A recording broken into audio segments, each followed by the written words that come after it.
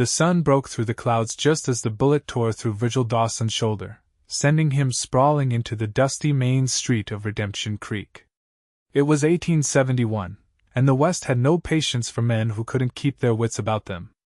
"Stay down, mister!" a woman's voice called out as another shot kicked up dirt inches from his face. Virgil rolled behind a water trough, clutching his bleeding shoulder. Through pain-narrowed eyes he spotted her, a woman with fiery auburn hair crouched behind a barrel, clutching a small derringer that looked almost comical against the assailant's Colt revolver. "I don't need saving, madam," Virgil called back, wincing as he drew his own gun. "Could have fooled me," she replied, and despite himself, Virgil found a smile creeping across his face. The gunman, one of the notorious Blackburn brothers, fired again, splintering wood above the woman's head. Without hesitation, Virgil stood, aimed, and fired in one fluid motion. The outlaw dropped, clutching his leg and howling. The street fell silent except for the wounded man's curses. Townspeople began emerging from doorways, and the sheriff finally appeared, looking like he'd just woken from a nap. Virgil holstered his gun and approached the woman, who stood brushing dust from her practical but well-made dress. "Virgil Dawson," he said, offering his good hand. "I tip my hat, but I seem to have lost it in the excitement." "Vivian Winters," she replied, taking his hand firmly. "And I believe your hat is over there, being trampled by the undertaker's mule." Virgil turned to see his prized Stetson indeed suffering that inglorious fate. "Wouldn't be the first time," he said with a grimace that turned into a wince as the adrenaline ebbed, making his shoulder throb anew. "You need that tended to," Vivian said, her eyes assessing his wound with a practical gaze. "I have some medical supplies at my shop." "Your shop?" "Winters Mercantile," she said, gesturing down the street. "Just opened last month." Sheriff Mills approached, spitting a stream of tobacco juice that narrowly missed Virgil's boot. "Dawson. Shoulda known trouble would follow you into my town." "Charming as ever, Mills," Virgil replied. "That's Hank Blackburn. His brother Jed is likely nearby. You might want to look lively for once." The sheriff scowled but signaled to his deputy to search the surrounding buildings. Meanwhile, Vivian had already started walking toward her store, clearly expecting Virgil to follow. Inside the Mercantile, Virgil was impressed by the well-stocked shelves and orderly arrangement, a stark contrast to most frontier establishments he'd seen. "Sit," Vivian commanded, pointing to a chair near the counter. She disappeared into a back room, returning with bandages, a bottle of whiskey, and a small medical kit. "You a nurse during the war?" Virgil asked as she expertly cleaned his wound. "Doctor's daughter," she replied. "He taught me what he could before he passed." "Sorry to hear that." "It was years ago," she said, though her voice softened. "The war took him, like it took so many." Virgil nodded, understanding all too well. "Confederate?" "Union," she answered, her eyes meeting his with a challenge. "Then we would have been shooting at each other," he said with a small smile. "And I would have hit my mark," she replied without missing a beat. Virgil laughed, then winced as she poured whiskey over his wound. "I believe you would have. What brings you to Redemption Creek, Mr. Dawson?" she asked, threading a needle. "This needs stitches." "Just passing through," he said, gritting his teeth as she began to sew the wound closed. "Or I was, until this happened. The Blackburns have been terrorizing local businesses for protection money," she explained. "When I refused to pay, they threatened to burn me out. Explains why Hank took a shot at me. Probably thought I was hired protection." Vivian tied off the last stitch with practiced efficiency. "Were you in the cavalry? You handled that revolver like a soldier." "Texas Rangers after the war," he said. "Spent 5 years chasing outlaws across the territory. And now?" "Now I drift," he replied simply. 3 loud knocks on the Mercantile door interrupted their conversation. Sheriff Mills stood outside, his expression grim. "Found Jed Blackburn waiting with horses behind the saloon," Mills announced when Vivian opened the door. "He got away, But not before swearing vengeance on both of you. Said his brother will hang because of you. Sheriff, surely you can provide protection, Vivian said, crossing her arms. Mills shifted uncomfortably. Town council doesn't authorize deputies for private protection, Miss Winters. Best I can do is increase patrols. Which means riding past once a day instead of once a week, Virgil muttered. After the sheriff departed, Vivian turned to Virgil with a determined expression. I need help, Mr. Dawson. I'm not leaving my store, and I won't pay those criminals. I'm not for hire, Virgil said reflexively. I'm not offering money, she replied. But I have a room above the store, meals, and I can tend that shoulder properly. Stay until it heals, at least. Virgil studied her face, the stubborn set of her jaw, the intelligence in her green eyes. He'd planned to be in Denver by month's end, but those plans weren't urgent. And something about Vivian Winters made him reluctant to ride away. 1 week, he conceded. Until my shoulder heals. That night, as Virgil settled into the small but comfortable room above the mercantile, he found himself thinking of his mother. She'd died 3 years earlier, her final request that he find something worth protecting in this harsh world. Promise me you'll stop drifting, Virgil, she'd whispered. Find something that matters and stand for it. He'd sworn on her grave to honor that wish, though so far, he'd failed to find anything that seemed worth the commitment. As he drifted to sleep, Virgil wondered if Redemption Creek might change that. Morning brought the routine of a small frontier town, shopkeepers opening their doors, wagons delivering goods, cowboys drifting in and out of the saloon regardless of the hour.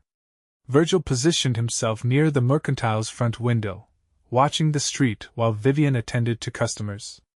You'll scare away business looking so menacing, she commented around midday, placing a plate of food beside him. That's the idea, he replied, but softened his expression slightly. How long have you been running this place alone? 6 months, she said, straightening already neat shelves. My husband Thomas and I came west from Pennsylvania last year to start the business. He died of fever 4 months after we arrived. I'm sorry, Virgil said genuinely. That's a hard way to start over. The West doesn't give anyone special treatment, she said pragmatically. Women least of all. Over the next few days, they fell into an easy rhythm.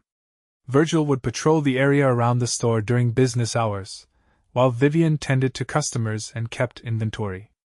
In the evenings, they shared meals in the small apartment upstairs, talking long into the night. Virgil learned that Vivian had been raised in Philadelphia, educated beyond what was common for women, and had married Thomas Winters against her family's wishes. They wanted me to marry a banker's son, she explained one evening. But Thomas had dreams, and I wanted to be part of them. And now? Virgil asked. Now I have my own dreams, she replied, her eyes reflecting the lamplight. This store is just the beginning. Virgil found himself sharing stories he rarely told about his time with the Rangers, about the war, about his mother's quiet strength that had held their small Texas farm together after his father died. She sounds remarkable, Vivian said. She was, Virgil agreed. Taught me everything important: how to shoot straight, how to keep my word, and how to recognize what matters in life. And what matters, Mr. Dawson? Honor, he said without hesitation. Loyalty. Protecting those who need it. Is that why you stayed? She asked, her voice softer than usual.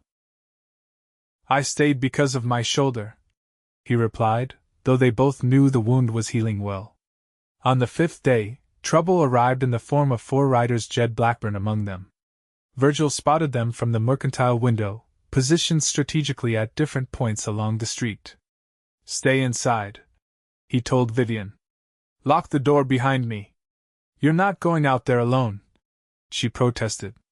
This is what I do, he said simply, checking his revolver. Virgil, she said, stopping him with a hand on his arm. It was the first time she'd used his given name. Be careful. He nodded once, then stepped out onto the boardwalk. The street quickly cleared of pedestrians as people sensed the confrontation brewing. Dawson! Jed Blackburn called out. You cost me my brother! Hank's being transported to Yuma tomorrow. He cost himself, Virgil replied evenly. Put down your guns and ride out, Blackburn. This doesn't need to get worse. Oh, it's gonna get worse, Jed sneered. For you and that red-headed bitch. Virgil's expression darkened. Watch your mouth. Last warning, leave town. Instead, Jed reached for his gun. What followed happened in seconds but seemed to unfold in slow motion for Virgil. His revolver cleared leather as Jed's did, but Virgil's aim was true while Jed's shot went wide. One of Blackburn's men fired from the alley, the bullet grazing Virgil's side.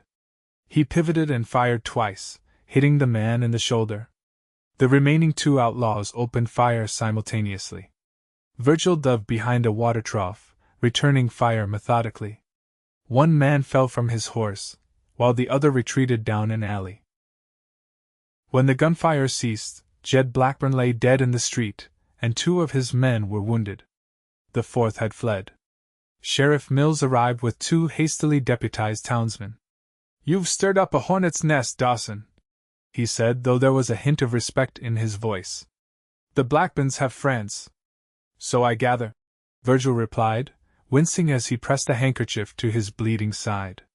Vivian rushed from the store, ignoring Virgil's earlier command to stay inside. You're hit again, she said accusingly, examining his wound.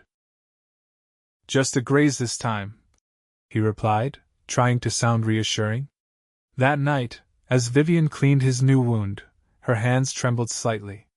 You could have been killed, she said quietly. Occupational hazard, he replied. Is that all this is to you?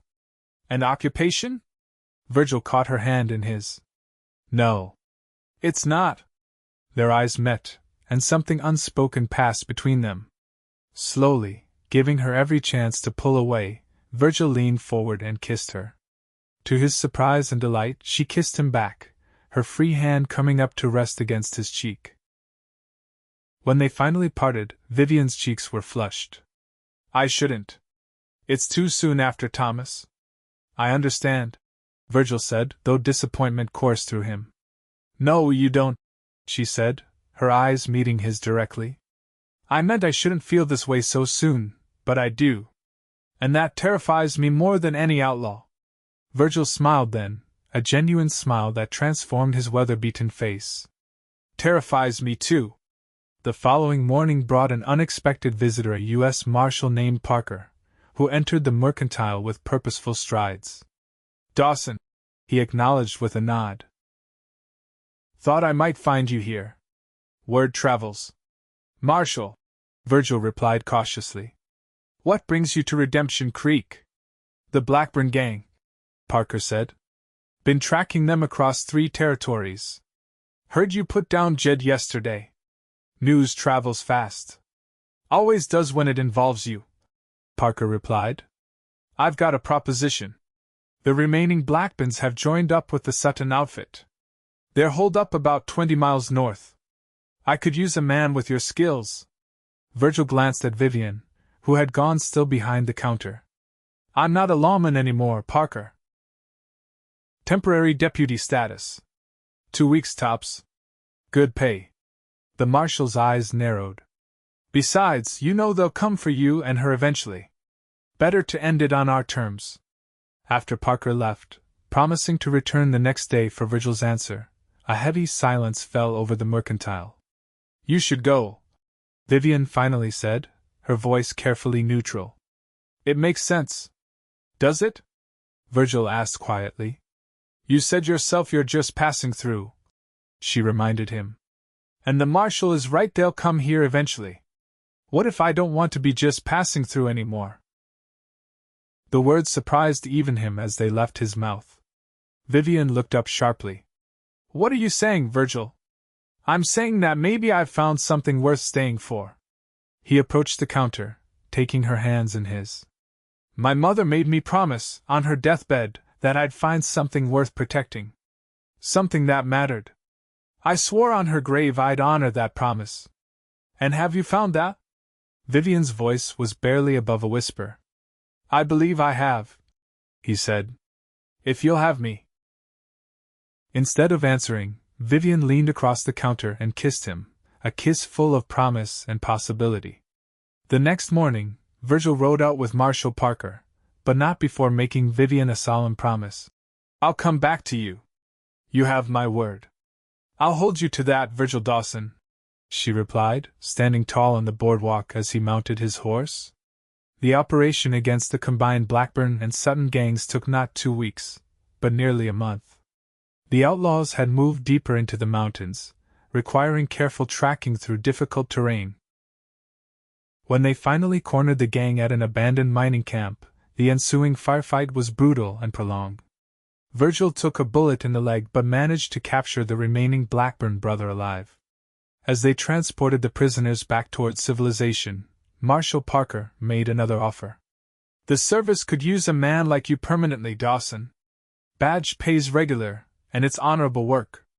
Virgil considered it briefly before shaking his head. I've got other plans now, Marshal. Parker nodded knowingly. That shopkeeper in Redemption Creek? She has a name, Virgil said. Vivian Winters. Well, give Miss Winters my regards, Parker replied with a knowing smile. When Virgil finally rode back into Redemption Creek, his legs still troubling him but healing, it was early evening. Lights glowed warmly from the windows of Winters' mercantile, and through the glass, he could see Vivian helping a customer. He dismounted carefully, tethered his horse, and brushed trail dust from his clothes as best he could before entering the store. The small bell above the door announced his arrival, and Vivian looked up from the ledger she was recording in. For a moment neither spoke. Then Vivian came around the counter and walked directly into his arms, embracing him tightly. You came back, she whispered against his chest. I gave my word, he replied simply, holding her close. That night, after closing the store, they sat together on the small balcony behind the mercantile, looking out at the stars scattered across the vast western sky. I wasn't sure you'd return, Vivian admitted. Men make promises easily out here. Not me, Virgil said. When I give my word, I keep it. Always have. What happened with the Blackburns?